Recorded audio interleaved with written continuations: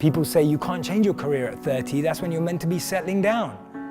You can't change your career at 35, you should have had it figured out by then. Oh my God, you're not married at 38? What the hell are you doing with your life? Who comes up with this stuff? I have no idea. But this stuff plagues so many people that I speak to. So many people open up to me and say, Jay, I just don't know how to change. Is it possible?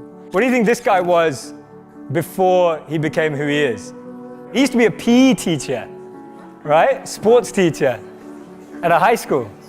How about her?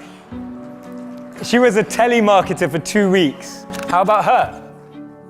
She applied to be a funeral director. It's incredible.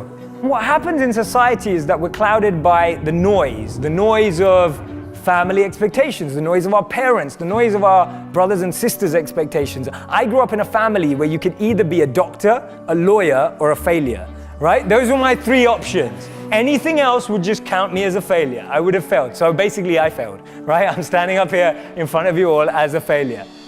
I lived as a monk for 3 years. I committed career suicide. I turned down 2 amazing corporate job offers when I graduated from business school. I shaved my hair, I wore robes, and lived out of a gym locker for 3 years. And I did that because I thought I was going to do something meaningful, help impact the world. And it was one of the best experiences of my life.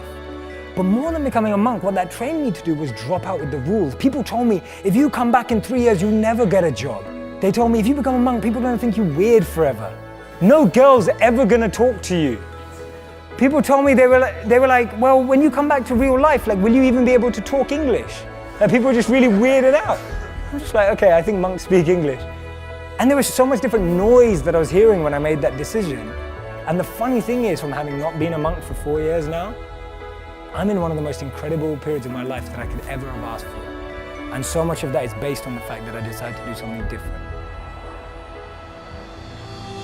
So many of the times our expectations are driving us in a certain scenario. We focus so much on life in what we want to be as opposed to who we want to be. Because we've always been told that life and jobs and careers are like boxes and containers.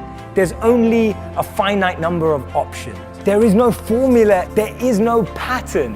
If you know what you're passionate about, if you know what you're good at, and you invest in that. People say follow your passions, I say forget that, invest in your passions. If you're passionate about something, go and become the best at it. Go and do a course on it, go and learn from the best. Go and find a mentor who's gonna make you incredible at that trait. Not only will you be criticized and grow, you'll be able to find new things about yourself that you never knew. Don't trade who you are for who you think the world needs, because the world needs you to be you, and I mean that.